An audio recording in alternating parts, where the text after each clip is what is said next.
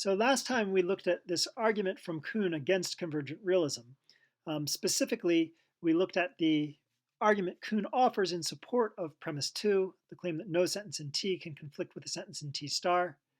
Just to remind you, the basic idea supporting 2 is this, that the terms in T never have the same meaning as the terms in T star. And because the terms in T never have the same meaning as the terms in T star, they're not really talking about the same things, and because they're not really talking about the same things, they can't really conflict. Just as blue and yellow from the first video in this series were never really talking about the same things, and thus were never really disagreeing. This time we're going to look at Putnam's response, that is why he thinks premise 2 is false. Now, remember, premise 2 was supported by Phrygian descriptivism. Frege thinks you manage to refer to what you refer to because you access a description that matches the thing you refer to.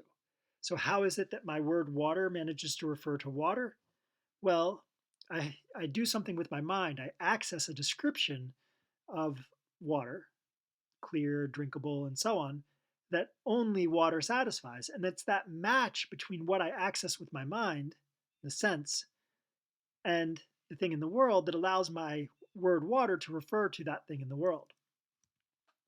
Putnam offers a very different picture of how we manage to refer to things.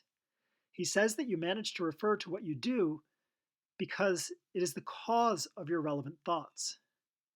This doesn't require any match at all between a description that you can access and what you're referring to.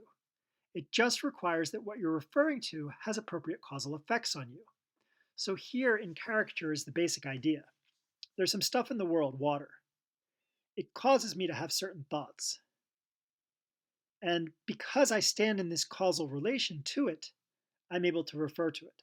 It doesn't really matter if those thoughts about water are accurate. It doesn't much matter what they are. What matters is that water itself is causing me to have certain thoughts. That's the key thing that allows me to refer to it. Now, there's more to say than that, and we'll say more in a little bit. But first, I want you to notice that this has an important consequence. If Putnam is right, then premise 1 in Kuhn's argument for sorry, this is a little confusing because of the way I've numbered things, but premise 2 in Kuhn's argument against convergent realism remains unsupported, because remember that longish argument with 9 steps that was supposed to support premise 2 in Kuhn's argument against convergent realism. The very first premise of that argument is false if Putnam is right. So let me say why.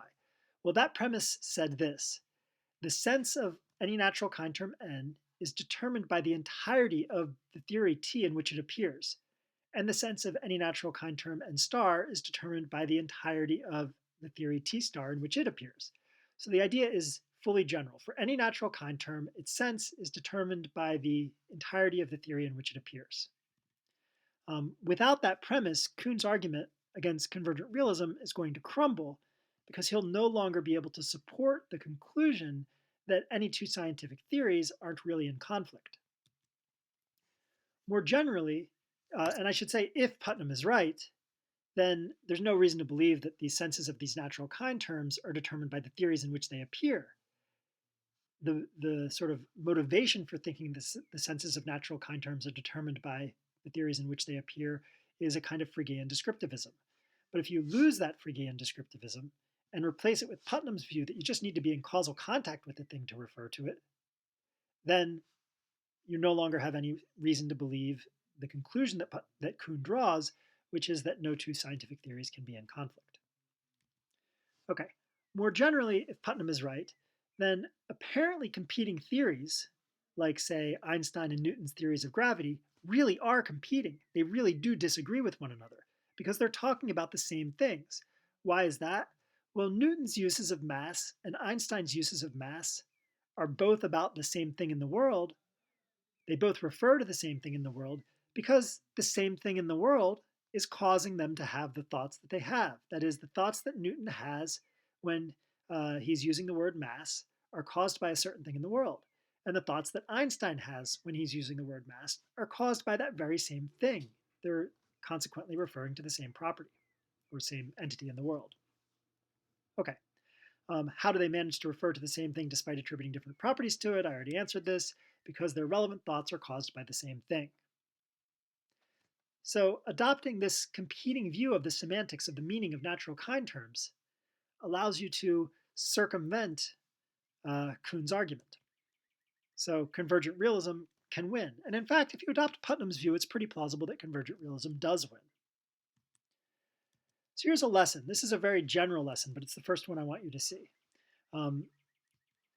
Deep issues, like what scientists are up to, whether they're sort of getting closer to the truth or even concerned with truth at all, can end up turning on whether Frege or instead Putnam and Kripke are right about natural kind terms, or to put it more precisely, whether a Fregean view or instead the Putnam-Kripke view is the correct view of natural kind terms.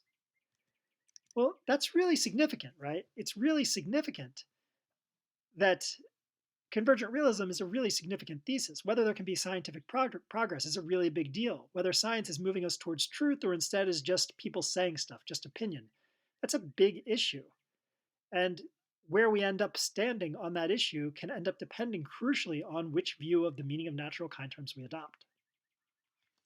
Okay, now there's a lot more to be said about Putnam's picture, and to really understand what's on the previous slide, that is to really understand this idea that if Putnam is right, then apparently competing theories are really competing, and what I had on the slide before, that is to really understand how Putnam can end up saying that Kuhn is wrong, you need to engage a little bit more with Putnam's theory. I'm not going to do that here. I'm going to do that in the next segment. So we're going to stop there.